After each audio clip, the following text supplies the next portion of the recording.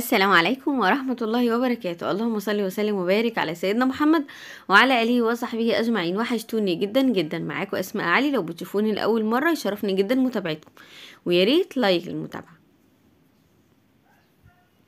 النهاردة هنعمل مع بعض القراقيش الجميلة دي بطريقة سهلة جدا ومن غير كلاكيع ولا أي حاجة. قراقيش للفطار جميلة جدا.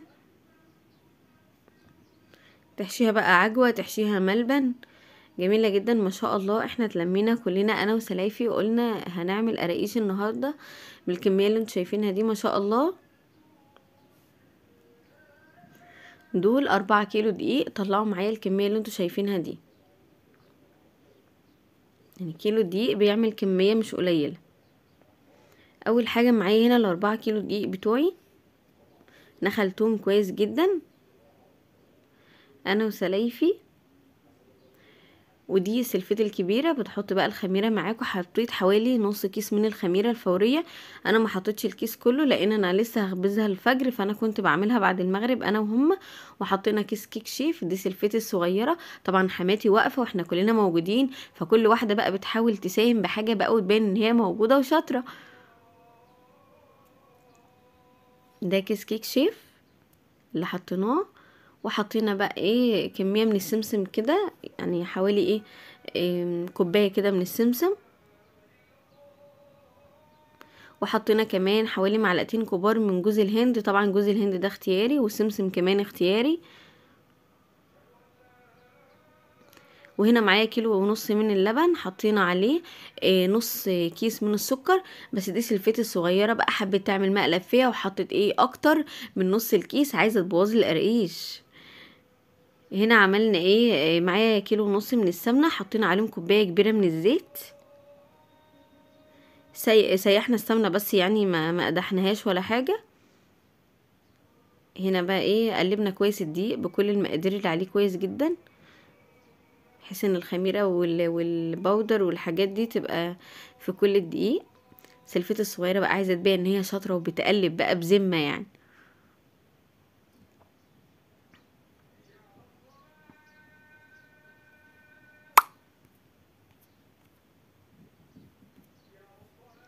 دي بقى سلفتي الكبيرة قالت لها هاتي بقى اما اعمل انا شوية بقى. انت عايزة تبيني نفسك بقى انت اللي بتعملي كل حاجة.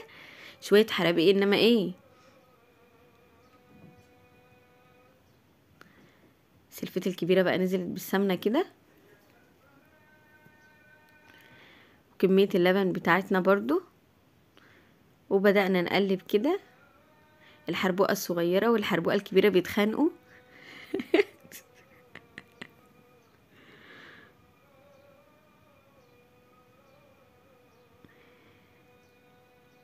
سلفتي الصغيرة بقى عايزة تبين ان هي شاطرة بقى، هي اخر واحدة متجوزة بقى ومتجوزة جديد. تقول لها هاتي كده وانا هعمل انا.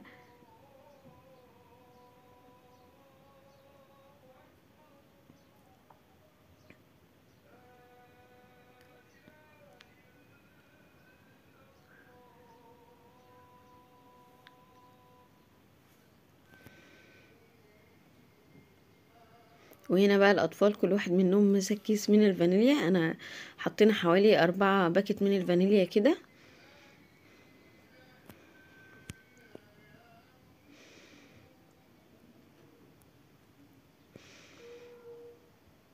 وانا قلت لهم تعالوا هنا بقى اما احط انا بقى ايديا كده، انا اللي هنجز وهعمل كويس. حبيت ابين شطارتي انا كمان، اشمعنى هم. قلت لهم شوفوا العجينه لسه عايزه لبن. بقيت انا ادوب السكر كده وبدات انزل برضو باللبن واحده واحده.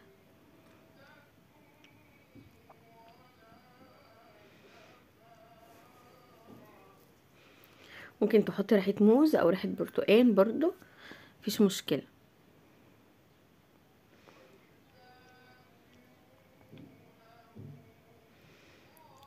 كل واحده فيهم عماله تقول لي يلا سيبيني وانا اعمل شويه. قال يعني هما شطاره قوي.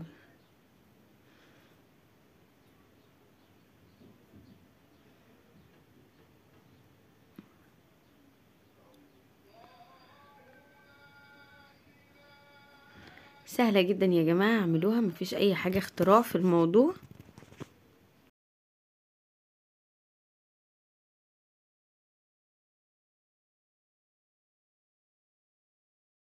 طبعا بننزل باللبن واحده واحده كده على ان بنشوف العجينه محتاجه او لا كده في ايدينا، لحد ما لمينا العجينه كده زي ما انتم شايفين ما شاء الله لا قوه الا بالله. هنسيب بس العجينه ترتاح حوالي نص ساعه وهنبدا نشتغل فيها. شايفين العجينه كده ما شاء الله. وهنا بقى كان في عجوه سيحناها بحته سمنه كده، يعني حطينا حوالي معلقتين سمنه كبار وحبه ميه صغيرين حوالي نص كوبايه ميه، وسيبناهم على نار هاديه جدا لحد ايه ما العجوه كلها عملت معايا كده. طبعا لو موجود ملبن مش حابه العجوه مفيش مشكله. وبدأنا بقى نشكلها كده بحيث ان هي تبقى جاهزه معانا على نحطها في العجينه على طول. وسلفتي الكبيره بقى ايه بتحط بقى الحشو كده زي ما انتم شايفين، الحربقه الكبيره. ايوه كده. قال يعني اللي هي بتعمله يعني احنا ما نعرفش نعمله، عامله فالحه قوي يا اختي.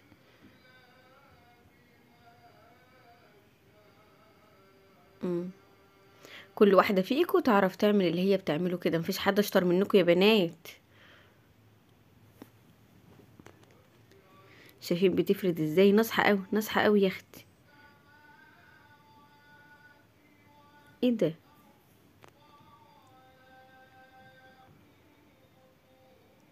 هتبدأ بقى تقطع بقى بالمقطع ده. طبعا انتوا ممكن تعملوها بالشكل اللي تحبوه، بس دي اسهل حاجة احنا بنعملها يعني.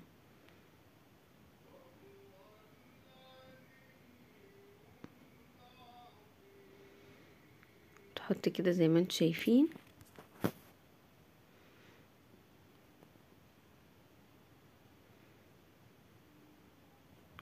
الحربقة الكبيرة والحربقة الصغيرة وجوجو العسل، دي احلى حاجة في الموضوع، هما كلهم اصلا حرابيق. ايوه شايفين.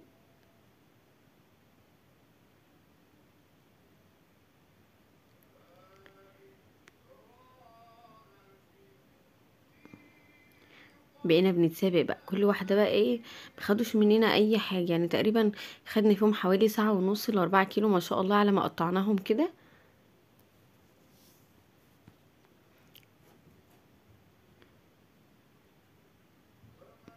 وانا هنا بقى قلت لهم هاتوا اما اعمل واحدة انا كمان كده يا جماعة.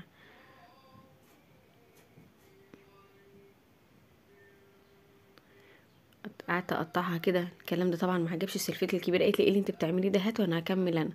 كسرت بخاطر الله يسامحها.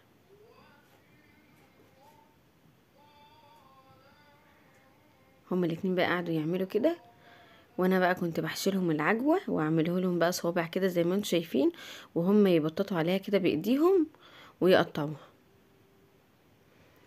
طبعا كل الكلام ده بقى باشراف سلفتي الكبيره بقى، هي اللي بتقول اعملوا وخلوا. حماتي بقى مديها الصلاحيات كلها يا اختي.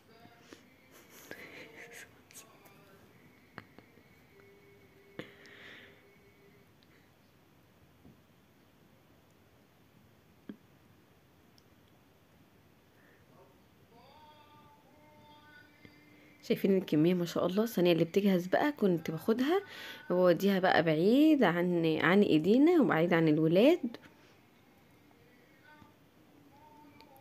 ما شاء الله لا قوه الا بالله. سابوا لي بقى الخبيز وسابوا لي كل حاجه. قمت انا من الفجر بقى زي النجمه، قلت لهم بقى يعني انا مش هقدر اسيب، لا انا هقدر اعمل كل حاجه. وجبت بقى الصاج بتاع الفرن كده وحطيت عليه ورقه من الزبده، وبدات ارص بقى القرقش كده زي ما انتم شايفين. كل واحده فيهم راحت نامت وسابتني، وانا بقى اللي قمت من الفجر بقى على ما خمرت بقى. في الطبيعي انت لو هتعمليها حطي يعني سيبيها حوالي 4 ساعات ترتاح، لان انا حطيت نص باكت من الخميره على 4 كيلو. لو انت مش لو انت هتعمليها يعني على طول بعدها بساعة او 2 حطي كيس الخميرة كله.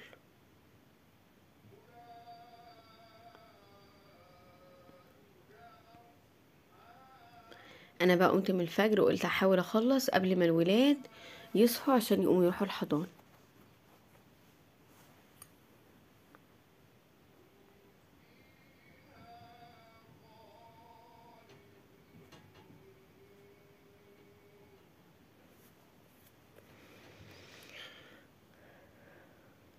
ان شاء الله.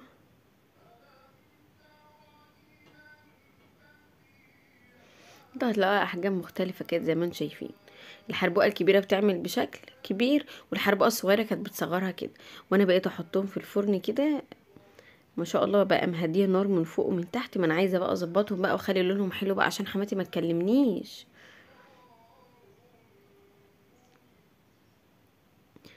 واللي في النص دي لقيتها بتحمر شويه كده، واللي على الحرف لسه بيضه كده.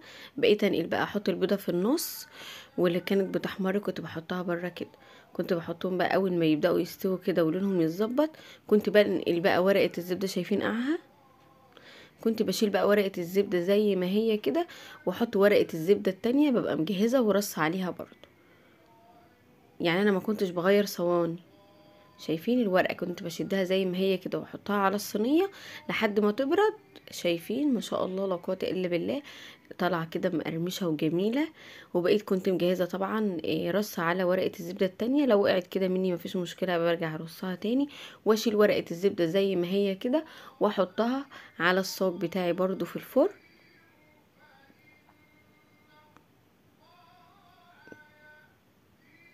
شايفين ما شاء الله.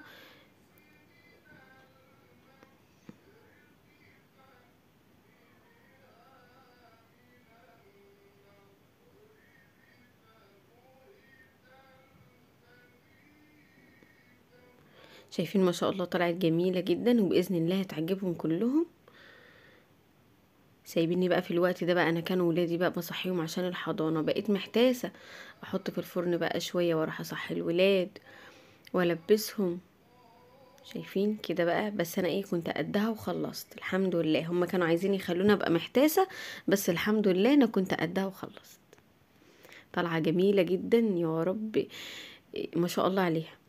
بصوا بقى يا جماعه، نتكلم بجد بقى شويه بقى، سيبكم كلام الفاضي لهبل اللي انا كنت بقوله من شويه ده. اقسم بالله احنا كويسين مع بعض كويس جدا، وهم حبايبي واخواتي، وما بنعملش مع بعض اي حاجه وحشه ولا حرابيه ولا اي حاجه. انا بس كنت بجرب اسلوب الناس اللي بتطلع في الميديا وتقول سلفتي وحماتي وي وي وي. بس وفي الحقيقه احنا الحمد لله كويسين جدا ومحترمين جدا مع بعض. ربنا يهدينا لبعض يا رب. هي لو ما كانتش اتعملت بحب ما كانتش هتطلع بالشكل الجميل اللي انتوا شايفينه ده. انا متاكده ان بالحب كل حاجه بتتعمل. توحشوني جدا. السلام عليكم ورحمة الله وبركاته. ربنا يديم المعروف يا رب.